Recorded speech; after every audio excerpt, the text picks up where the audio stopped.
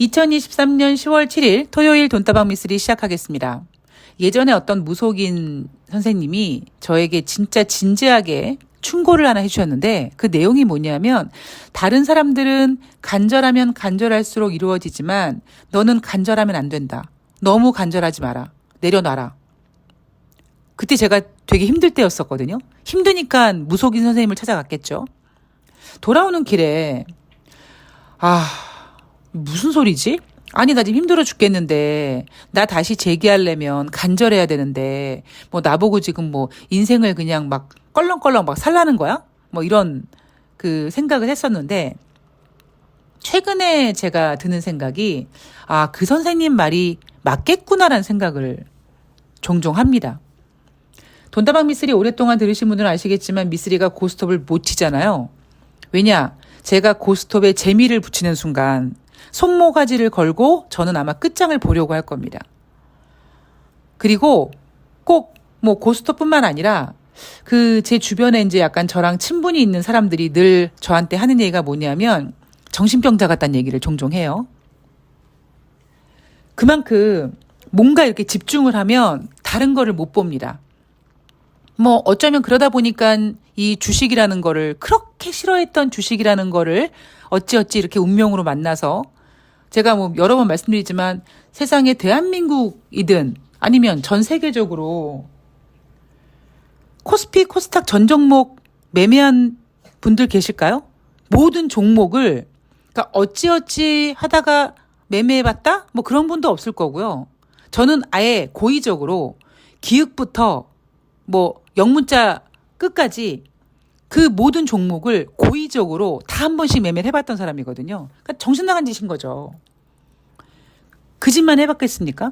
그러니까 여하튼, 그러니까 제가 성격이 좀 남들과는 되게 다르구나. 그래서 오히려 더 안 될 수 있구나라는 그런 반성을 좀 많이 합니다. 특히 제가 최근에 이제 제가 키우고 있는 행운이가 좀 많이 아파서 집에서 케어를 하고 있는데 사실 정말 감사하죠. 왜냐하면 저는 어차피 집이자 업무 공간이니까 어디 출퇴근하지도 않고 그냥 바로 아침에 일어나서 행운이 좀 케어하고 주식시장 보고 돈다방 미쓰리 녹음하고 계속 24시간 동안 행운이를 케어할 수 있으니까 뭐 정말 행운이든 저든 다 복받은 사람이라고 생각을 합니다. 그런데도 방송을 녹음할 때 저도 이제 욕심이 많은 사람인지라 뭐 구독자 수가 늘었으면 좋겠고 좋아요가 많았으면 좋겠고 막 댓글도 많이 달렸으면 좋겠고라는 욕심이 있죠. 근데 사실 행운이가 좀 아프니까 그 얘기를 좀 못 하겠더라고요. 그러니까 아예 생각을 못 하는 거죠. 근데 오늘 아침에 눈을 딱 떠서 이제 컴퓨터를 켰는데 아니 돈다방 미쓰리 구독자가 7,050명이 된 거예요. 아마 최고점 찍었을 거라고 전 봅니다. 왜냐하면 여러분들도 아시다시피 돈다방 미쓰리는 그동안은 막 6,980명 거기서 왔다 갔다 하다가 제가 공식적으로 앞자리 7좀 만들어주세요 라고 해서 7,000명이 넘어갔고 최근에는 7,020명에서 7,030명대에서 계속 정체되어 있었거든요. 물론 돈다방 미쓰리는 굉장히 재미있는 특징이 하나 있습니다. 아마 여러분들 나중에 확인하시게 될 텐데요. 주식시장이 안 좋으면 구독자 수가 증가하고 주식시장이 좋아지면 구독자 수가 빠집니다. 왜냐하면 주식시장이 좋으면 다른 전문가들을 찾아가고 주식시장이 빠지면 다른 전문가들 계속 간다고 외쳤는데 못 가니까 열받고 그동안 주식시장 들여다봤더니 미쓰리가 잘 보네. 전문가시나 그래도 괜찮네. 마음의 안정이라도 좀 잡아볼까? 멘탈 좀 잡아볼까? 그러고 이제 들어오시는 거죠. 그러다가 이제 다시 주식시장 좋아지면 또 가시고 뭐 그런 좀 특징이 있습니다만 여하튼 최근에 제가 막 돈다방 미쓰리에 대한 어떠한 그 막 열정을 좀 많이 내려놨는데 다행스럽게 구독자 수가 늘고 있습니다. 그래서 그 부분을 교훈으로 삼아서 너무 제가 행운이한테 막 그냥 간절하고 집착하고 이러지 말고 그냥 편안하게 하자. 그냥 물 흘러가는 대로 하자. 24시간 동안 충분히 케어하고 그냥 최선을 다하자. 그냥 이런 마음으로 좀 마음을 내려놔야겠다. 뭐 이렇게 마음을 잡았습니다. 뭐 그렇게 그렇게 예, 반백년이 가까운 나이를 먹어가면서도 또 하나씩 이렇게 배우게 되는 것 같습니다. 자, 오늘 돈다방 미스리 10월 6일 금요일 뉴욕 증시 마감 현황을 점검해 볼 텐데, 자, 우선 한 가지 포인트를 좀 잡고 갈게요. 어제 방송에서 뉴욕 전문가들은 이렇게 얘기했다. 자, 어떻게 얘기했느냐?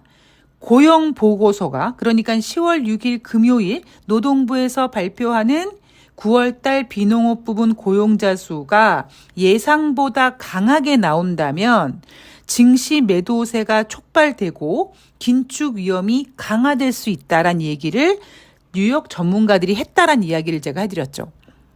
자, 이게 무슨 소리냐고. 자, 고용보고서가 예상보다 잘 나오면 연준이 거봐, 미국 경제 좋지? 우리 긴축할 거야 라고 긴축하겠다라는 의사를 더욱더 강하게 밝힐 거고, 금리 인상은 주식시장이 좋지 않으니까 주식시장이 빠질 것이다. 투자자들이 아이고 저 연병할 저 연준 또 금리 인상하겠구만. 에이 주식 팔아야지. 그렇게 매도가 촉발되면서 주식시장이 빠질 거다. 이런 얘기를 뉴욕 증시 전문가가 했습니다. 근데 10월 6일 금요일 뉴욕 증시는 3대 지수가 모두 상승 마감했습니다. 다우지수가 0.87, S&P 500이 1.18, 나스닥이 1.60 이렇게 상승을 했습니다. 이상하지 않나요? 여러분들은 이상하다고 느끼셔야 돼요.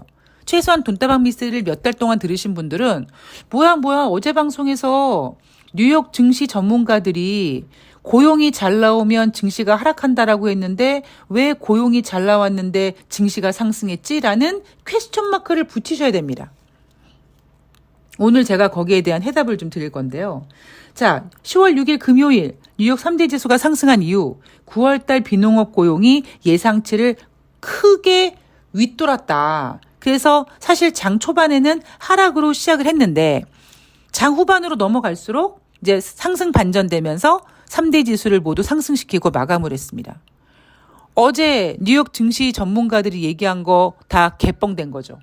안 맞는 거 아니겠습니까? 뉴욕 증시 전문가들이 뭘 못 봤을까요? 저는 봤거든요. 제가 보고 어저께 여러분들께 슬쩍 힌트도 드렸거든요. 자, 그게 뭔지 하나씩 그 정답을 찾아가 보도록 하겠습니다. 자, 첫 번째. 자, 경제 지표 볼 텐데요. 매월 첫 번째 주에서 가장 중요한 경제 지표가 뭐다? 고용 지표입니다. 그죠?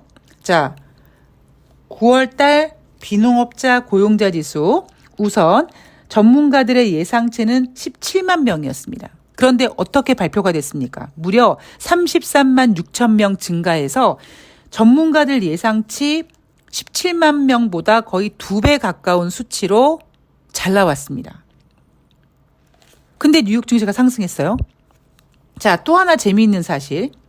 7월 달에 비농업자 고용자 지수, 그러니까 8월 초에 발표한 7월 달 노동부의 비농업자 고용자 지수가 그때는 그 당시 그러니까 8월 초에는 7월 달 비농업 고용자 지수 18만 7천 명이었습니다. 라고 발표를 했는데 아니야. 계산기 다시 두들겨 봤더니 23만 6천 명이었네. 18만 7천 명보다 잘 나왔던 거야. 라고 상향 조정을 합니다. 7월 달뿐만 아니에요. 8월 달에도 18만 7천 명이었어요. 라고 발표를 했는데 계산기를 다시 두들겨 봤더니 아니야. 18만 7천 명 아니야. 22만 7천 명으로 총 11만 9천 명 상향 조정했습니다. 여러분 9월 초에 기억나시나요? 9월 초에 발표한 8월 달 미국의 비농업자 고용자 지수 시장 예상은 19만 명이었는데 시장 예상보다 부진했다. 자, 부진했는데 이걸 시장에서 어떻게 받아들였습니까? 아, 고용이 부진하니까 연준이 금리 인상을 못하겠구나라고 해서 9월 달에 발표한 8월 달 비농업자 고용자 지수 경제 지표 발표일 날 이날 뉴욕 증시는 상승했습니다. 자, 경제는 말장난이고 경제는 심리라는 이야기를 제가 계속 해드리고 있습니다. 뭐 금융공학, 시스템 트레이닝 다 개풀 뜯어먹는 소리입니다, 여러분. 자, 그런데 여기서 더 재미있는 사실, 왜 미쓰리가 주식은 경제는 심리고 그리고 말장난이고 그리고 인간이 만든 거기 때문에 언제든지 뭐 수정이라든가 뭐 조작 이런 것들이 가능합니다. 왜냐하면 당장 7월달, 8월달 비농업자 고용자 지수도 이날 마치 보란 듯이 상향 조정했잖아요. 그런데 앞에서는 어떤 짓을 했냐면 5월달 비농업자 고용자 지수가 30만 6천 명이라고 했었었는데 다시 계산기를 두들겨 보니까 아니야 30만 6천 명 아니고 28만 1천 명이야 라고 하향 조정을 했었습니다. 5월달 것만 아니라 6월달도 마찬가지로 6월달 비농업 고용자 지수 7월 초에 발표했을 때 수치는 20만 9천 명이었는데 나중에 아니야 계산기를 다시 두들겨 봤더니 18만 5천 명이었어. 그리고 그때는 5월달과 6월달 비농업자 고용자 지수를 오히려 발표일 때보다 하향 조정했습니다. 근데 이번에는 오히려 안 좋게 나왔던 18만 7천 명이라고 나왔던 7월달, 8월달 비농업자 고용자 지수를 오히려 상향 조정했죠. 우리는 이 경제 발표하는 날, 이 경제지표 발표하는 날 예상치가 얼마고 이거보다 잘 나오면 어떻게 되고 이거보다 못 나오면 어떻게 되고 이거 가지고 매달리고 있는데 결국 나중에 시간 지나가 보면 그 숫자라는 게 의미가 없는 거예요. 다 수정되고 왜곡되고 조작되고 지네들 입맛에 맞게 다 바꿀 수 있는 게 바로 이놈의 경제지표라는 겁니다. 자, 그리고 9월달 실업률 3.8% 전월과 동일했습니다. 시장 예상은 얼마였습니까? 3.7%였었어요. 자, 우선 내용을 해보고 내용을 쭉 더 진행해보고 제가 오늘 여러분들께 전해드리고 싶은 메시지를 전해드릴 텐데 자, 11월 달 FOMC 이제 눈앞에 점점 다가오고 있습니다. 30일 안 남았어요. 11월 금리 동결 가능성 지금 68.1%고요. 25bp 금리 인상 가능성 31.9%입니다. 자, 골드만삭스와 캐피털 이코노믹스는 미쓰리가 예상하고 있는 것처럼 연준의 금리 인상은 끝났다. 11월 달, 12월 달 못한다라고 보고 있습니다. 미쓰리는 어떻게 보고 있습니까? 이미 금리 인상은 한 3월 달 이후에 끝났었어야 된다.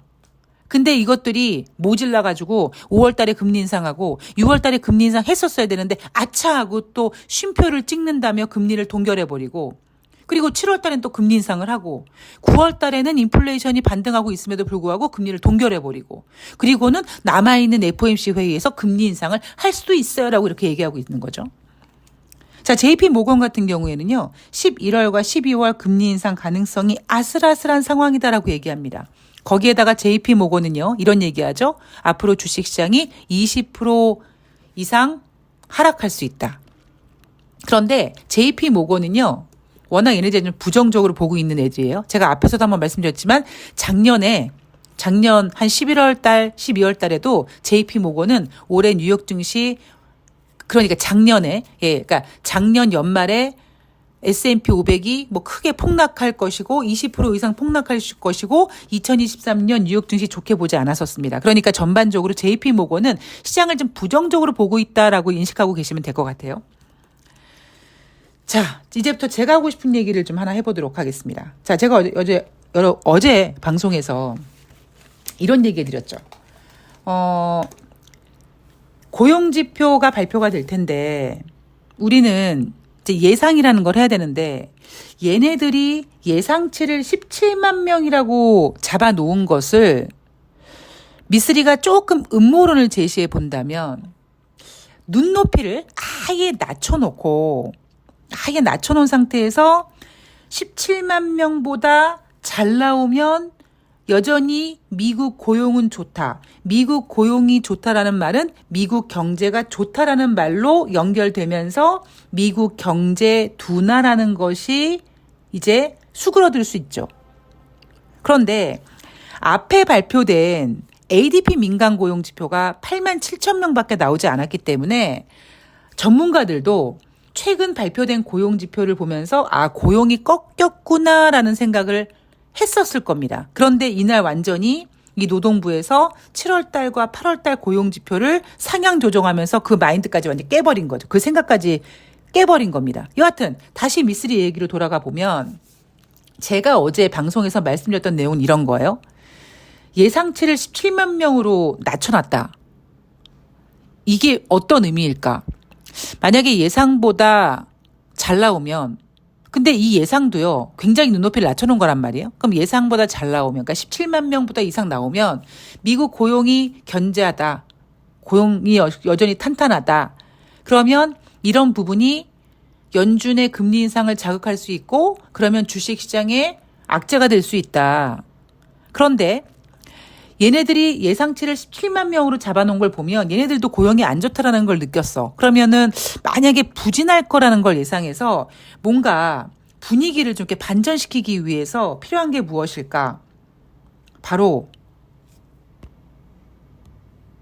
실업률을 건드려 놓은 겁니다. 실업률을 어떻게 건드려 놨습니까? 3.7로 전월 대비 0.1% 줄어들게끔 만들었어요. 그러니까 조금 더 이해를 쉽게 설명해 드리면 8월 달에 비농업자 고용자 지수가 18만 7천 명이었단 말이에요. 그런데 9월 달 비농업자 고용자 지수 예상치가 17만 명이었어요. 그러면 확실히 이 7월 달, 8월 달 상향 조정된 거 잠시 잊어버리시고 기존에 발표했던 7월달 18만 7천 명, 8월달 18만 7천 명에 비해서 9월달 17만 명은 부진한 게 맞는 거잖아요. 앞에 발표한 ADP 민간 고용 지표도 부진했습니다. 그러면 어떤 상황이 전개되냐? 만약에 17만 명 정도가 나왔다고 해도 예전 같으면 예상치 17만 명에 부합했다. 뭐 예상치에 부합했다라고 해석이 될 수 있지만 냉정하게는 7월달, 8월달 발표한 18만 7천 명보다는 낮은 거기 때문에 이거 미국 고용 둔화되는 게 확실하네 라는 생각을 하게 될 거라는 거죠. 그래서 얘네들이 내세운 게 뭡니까? 바로 실업률을 다운시킨 겁니다. 비농업자 고용자 지수는 예상치보다 부진했지만 왜냐하면 예상치보다 부진한 건 아니지만 여하튼 예상치도 18만 7천 명보다는 부진하니까 비농업자 고용자 지수는 뭐 7월달, 8월달보다도 부진한 17만 명 정도 나왔고 했지만 실업률이 낮아졌어. 그러니까 어때? 미국 경제 아직 괜찮아. 그러니까 제가 늘 말씀드리지만 미국은 쓸카드가 많아서 미국은 자기네가 경기가 둔화되고 있다는 것을 인정하지 않습니다. 그죠? 인정하고 있지 않다 보니까 자꾸 연준은 금리 인상 타령을 하고 있는데 진짜 미국이 경제가 좋다면 연준은 6월 달에 금리 인상을 했었어야 되고요. 9월 달에 금리 인상을 했었어야 됩니다. 왜 금리 인상을 못합니까? 경제 지표가 좋다며요. 경제가 좋다며요.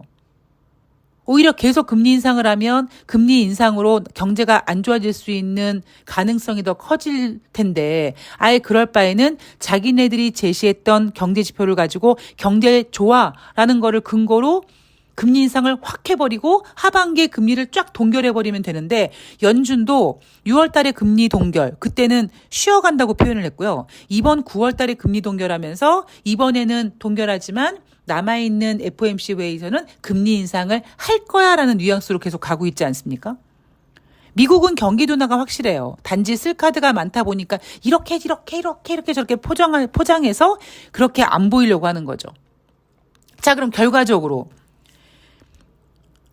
10월 6일 금요일 뉴욕 증시가 장 초반에는 하락했는데 상승으로 마감한 이유. 제가 어제 돈다방 미쓰리 썸네일이 뭐였습니까? 뉴욕 증시 전문가들은 금요일 날 하락 배팅하는 건가? 라는 제목으로 이런 이야기를 풀어드렸어요.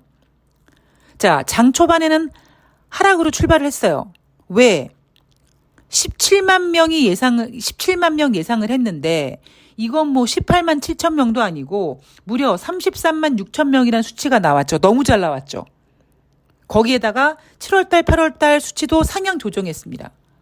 그러면 미국 고용이 좋고 미국 고용이 좋은 건 경제가 좋고 경제가 좋은 거는 금리 인상을 할 수 있다. 뭐 이렇게 해석되면서 장 초반에 하락한 거 맞습니다.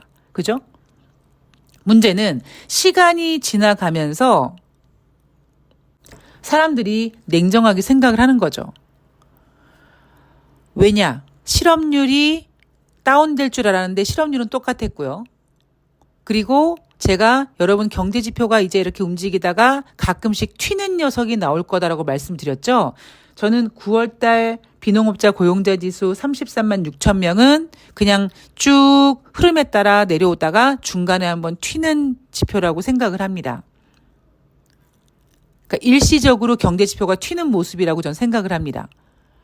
실업률이 움직이질 않았어요. 그러니까 투자자들은 비농업자 고용자 지수가 33만 6천 명으로 예상치 17만 명보다 훨씬 더 증가됐지만 실업률이 3.8% 유지됐고, 그리고 이날 이슈가 뭐였냐면 평균 임금 상승률이 크게 증가되지 않았다라는 점을 가지고 고용 지표가 잘 나와서 연준이 금리 인상을 할 거라고 생각을 했었었는데 실업률도 변화가 없고 임금 상승률도 좀 저조하니까 아마 연준은 11월에 금리 인상을 못할 거야라는 인식이 퍼지면서 뉴욕 증시가 상승 전환하고 상승 마감한 겁니다. 뉴욕 증시는 쓸 카드가 많아서 어떻게든지 포장하고 어떻게든지 잘 이렇게 뭐라고 할까요? 자기네들의 단점을 잘 커버한단 말이에요. 이미 다른 경제 지표들은 10개월이 넘는 기간 동안 거의 1년 반 정도 되는 기간 동안 정점 찍고 우아한 곡선을 그렸는데 미국은 자기네들이 경제가 둔화된다고 얘기하지 않잖아요. 그동안에는 고용 지표 가지고 경제 좋아라고 얘기했고 이제는 하다 7월달 8월달 비농업자 고용자 지수를 상향 조정합니다. 이렇게 상향 조정할 경제 지표를 왜 우리는 목숨 걸고 지켜보냐고요.